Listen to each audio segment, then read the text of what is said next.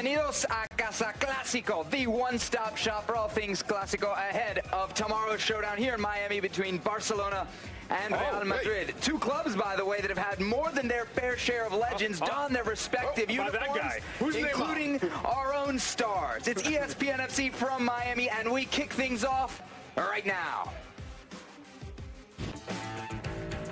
When the Classico comes to Miami, it's not just 90 minutes. It's a whole week of events, a Legends game going on mere feet from our beautiful set here in Bayfront as we get set for an awesome edition of ESPN FC, star-studded, if I may say so, myself. Gab Marcotti, Shaka Hislop, Alejandro Moreno, Sebastian Salazar. Lots to get to in this show, but guys, there really is no other story this week than Neymar's potential move from Barcelona to PSG, and it took, I think it's fair to say, an ugly turn yesterday, or at least an ugly development. While Barcelona is training, Neymar involved in a training ground dust-up with Nelson Semedo. And the question begs, is this just a thing that happens in training, or should we be reading more into this? I'll go to the players first here. Ale? I think it's just something that happens in training. It's hot, it's preseason. Players don't particularly want to be doing preseason, going through that sort of training. Semedo is probably trying to make an impression because he's a new player coming into Barcelona. Neymar doesn't appreciate it. And yes, he's got a lot of things going on in his mind, things and decisions that he has to make. And then, of course, maybe he gets frustrated and goes in and there's a fight. But a fight in training is really not breaking news. Shaka, he storms off the field. Whether it has anything to do with a potential transfer or not, it doesn't look good, does it? No, it doesn't. The optics aren't great. And to Ali's point, this is an issue only because of the story, of the story that continues to bubble in the press. Otherwise, players having a little bit of a dust-up on the training ground is nothing new. It's happened yesterday. It'll happen today. It will happen for a long time to come. That's doesn't concern players, doesn't concern me in the slightest. All right, well, that was just one turn in this saga. Another turn, maybe 4 or 5 days ago, is when Gerard Piqué comes out on Instagram, takes a picture of him and Neymar and says he's going to stay. For a little bit more context on that, let's listen in to an interview with Hannah Storm and Piqué. So everything that you do gets a lot of attention, and especially a tweet that you sent out recently about your teammate Neymar, and of course this big story about a potential transfer to PSG. What led to that tweet? I don't know, sometimes Neymar and I, we are really close, and I want him to stay, and I know the situation. I know that right now he doesn't know what to do, and we are trying to help him, the ones that we are more close to him, to take the right decision, but we will see. The tweet was about, I don't know, push him to stay. I want him to stay. And we will see what happens. What's the best piece of advice with all your years of experience, and really you exemplify everything that Barcelona is about? What have you said to him? I don't know. It depends on what he wants. I mean, he can be in all the clubs in the world. I mean, he can choose. He can be at Paris or Barcelona or Chelsea, City. All the clubs will want him. It's about your priorities. What do you want? You want more money? You want to win titles? It's happening here with the NBA as well. There are some players that maybe they are not earning all the money that they deserve to win titles. So sometimes you have to take decisions in life, and it's all about priorities.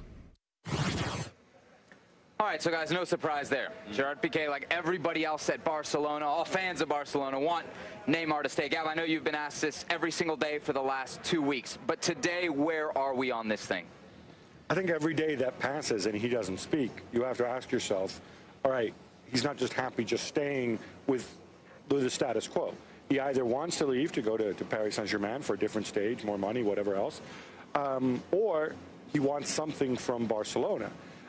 A year ago, obviously, we were in the same situation with PSG, and he ended up getting a new contract.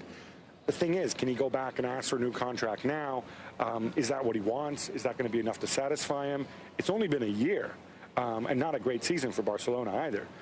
So you put these things together, and you tend to discount that Barcelona can give him something that's going to make him want to stay. And so I think you definitely lean at this stage towards him leaving. to get back to the Piqué interview, I read another report out of Spain last week that said the locker room was going to be the thing that convinced Neymar to stay.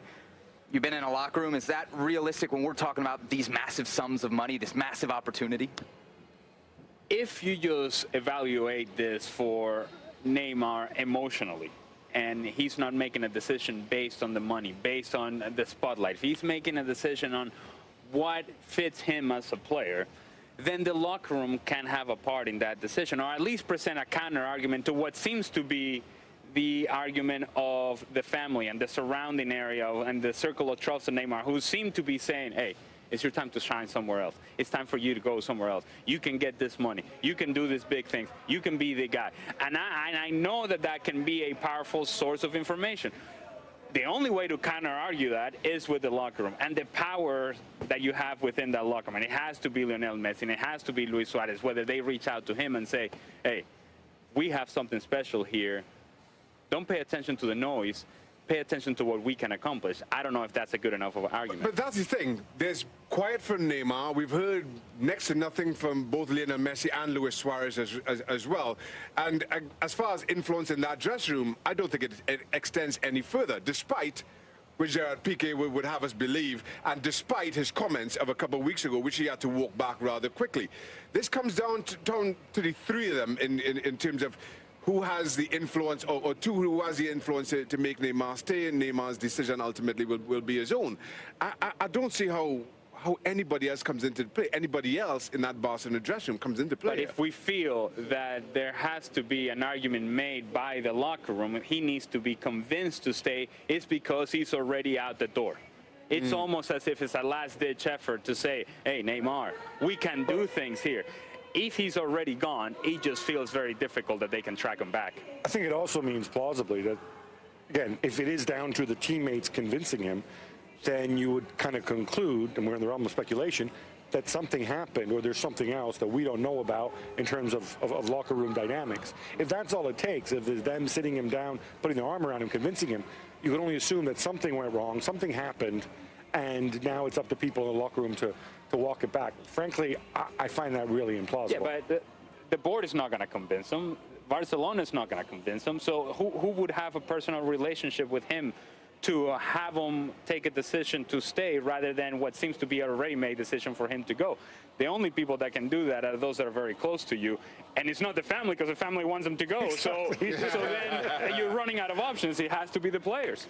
Okay, so let's put our money where our mouths are. One word.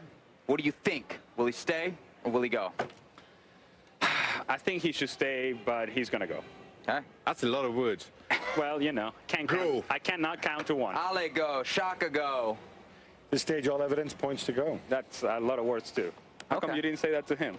Go, go, go. It's unanimous here on this set. Speaking of, guys, you were going earlier in the day, right? Oh. Look at this. Look at the focus. I'm telling you. Look at the focus. I look good in that shirt. Look at the focus. Touching Gareth Bale's hair. He's ready. He's ready to go. I was trying to pull out that man bun thing he's got. Yeah. Oh, look at this. Well, you know, Neymar's gone, so we take him out of the picture. Uh-oh. Yeah, there we go. Next best thing. Next best thing to Neymar. Now we're talking about a real big thing. Okay, we saw the Legends game at the beginning of the segment. Coming up, one of those legends, Patrick Kluivert, joins us on the set here on ESPN FC. Trust me, you do not want to miss it. From Casa Classico here in Miami, our coverage of Real Madrid and Barcelona continues in just a moment. The La Liga Legends match has just wrapped up. I'm telling you guys, these guys have not lost a step. Julio Baptista there with the goal, but the assist, which is what we really care about. None other than Patrick Kluivert. He joins us now on the set here at ESPN FC. Patrick, it is a great pleasure to have you, but we didn't get the final score. What happened in the game? Next question. We lost. I get a chance to interview a legend, and I blow it on the first question. We lost 7-5. Okay. That hurt. That hurt. I can tell that hurt. He knew it as a really I am getting a report here that Carles Puyol was taking the game very seriously. Can you confirm that? He takes every game very seriously. Like when he was playing professional in Barcelona, he's just an animal. He's a great professional, and you know, this kind of matches, he's spot on. He's going on. All right. Well, does anybody come around and say, "Hey, Carles, this doesn't count for anything"? Of course, but he doesn't care. We're old now. We're old. We're slow. He really doesn't care. So look, we're here for Barcelona, Real Madrid. You know a thing or two about great derbies, right? In Holland, with Milan. What sets this one apart?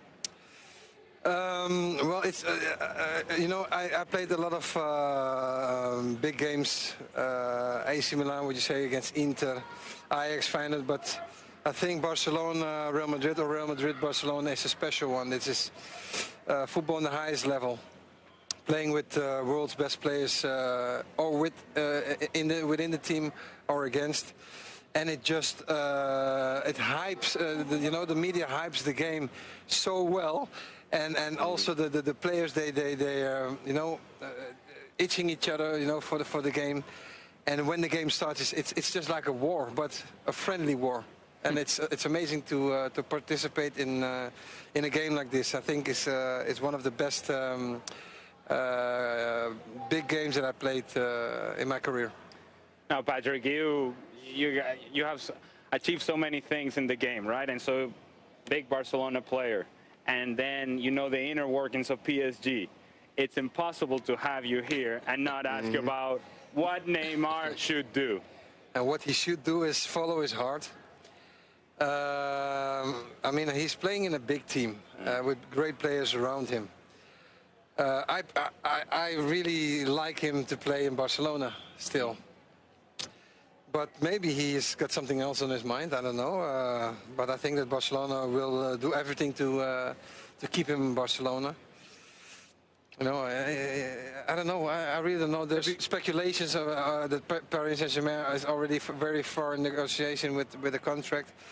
But you know, we will see. If the decision was yours, what would you do? Let me make it personal now. What would you do? It's not easy, huh? No, but I probably would stay still. You know, stay still. The temptation to be the big fish that delivers on PSG's promise. Yeah. That wouldn't be enough to lure you away from a club like Barcelona with their history. That's the right thing that you say. You know, the history of Barcelona. He forms a part from the nowadays Barcelona, and I really can't imagine Barcelona without Neymar. Now, It will be difficult for Barcelona. let me shift here for a second.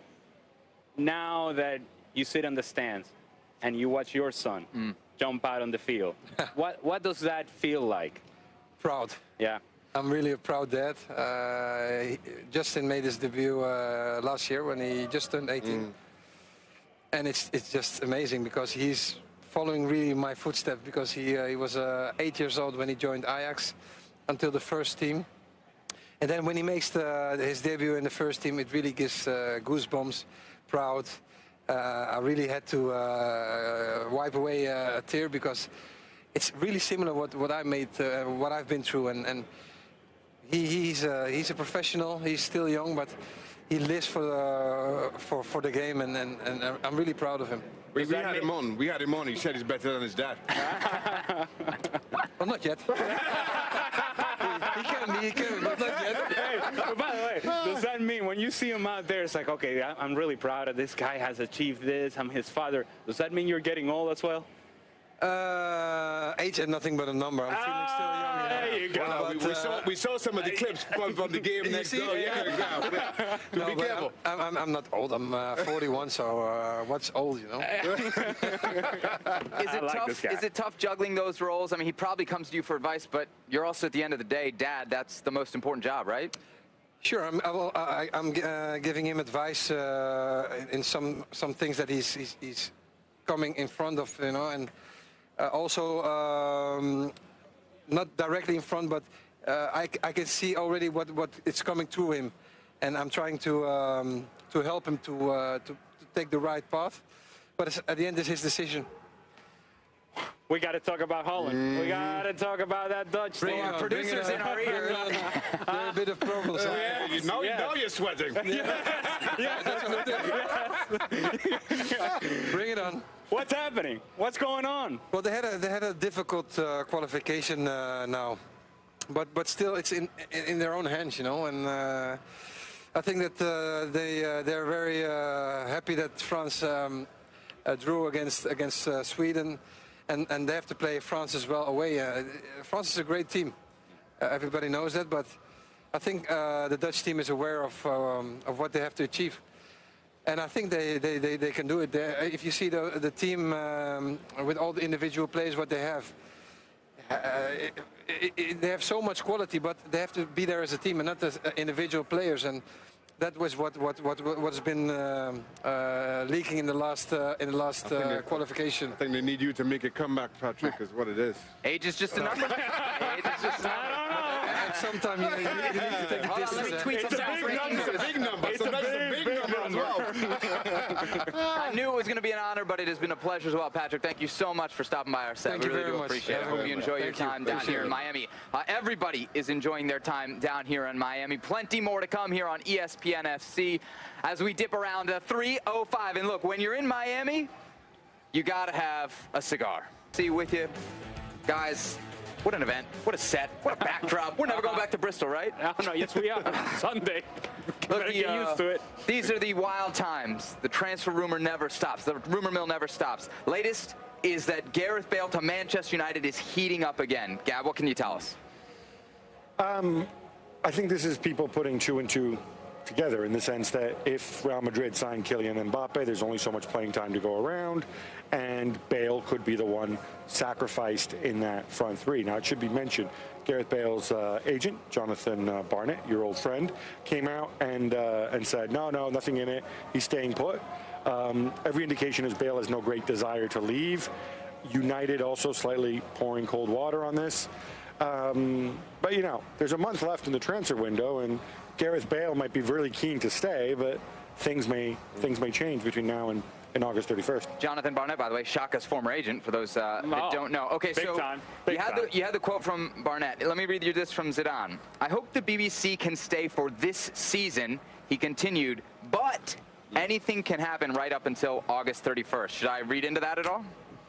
You can. You can choose to do so, and really, I don't see why Zidane would actually open that door to where you could read into it and say, well, maybe there's something to this.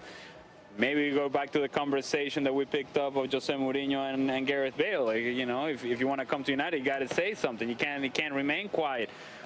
However, I do look at Gareth Bale as a player that wants to triumph in Real Madrid, and it maybe is a personal challenge for him that he has a full season of full fitness and he can be the player that we all think he could be for Real Madrid, but hasn't been consistently. You're laughing. But why? I think Gareth Bale's had some, not this past season when he was injured, but it's not like he's gone to Real Madrid and been a dud or a passenger. Did I say that? Well, you said, I think Gareth Bale wants to triumph in Real Madrid. He has triumphed in Real Madrid. And now maybe he wants to go back and... Wait a minute. At which point did I say that he had been a dud? I said that he hasn't been consistent. And when you missed as much of the season as he did last year, that's lack of consistency. Because if you're not available, it's difficult to evaluate your play. But he was there before, and he was crucial. That's 2 years ago. That's 2 years ago, Gab. We're talking about now. All right.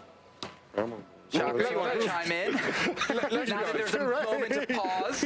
Ever since Gareth Bale left Spurs to join Real Madrid, Manchester United came in for him that very summer as well, and they have not stopped knocking on Gareth Bale's door. That hasn't changed. And as much as Zidane would like to keep the BBC together, they do have genuine interest in Kylian Mbappe, and you ultimately feel that who stays. If Gareth Bale does stay, it comes down to Florentino Perez and his decision, given how much money is spent. But as a manager, you understand Zidane's position. You want to keep Gareth Bale, but you know that you answer to higher powers. Ale, if you were advising him, what would you tell him if there's that big money offer from Manchester United, the opportunity to move? I tell him to stay put, just like I would tell Neymar to stay put. I think Gareth Bale can do much better at Real Madrid. And he's the sort of player that should be at that level, at that elite level. Gab, back to your point, does his future at Real Madrid, is it linked to whether or not Mbappe comes? I think it most definitely is. There's a financial aspect to it. There's a playing time aspect to it. And I also think, you know, if you're Gareth Bale, you're happy there, but, you know, sometimes cycles end, and you went there for an enormous amount of money. You did, despite what some people think, extremely well, and you will be remembered at the Bernabeu for a very long time. And, you know, there's nothing wrong moving on and writing the next chapter of your life, if that's where circumstances take you. And from the club's perspective, there's also another thing that, you know, you only want so many people getting old together on this team.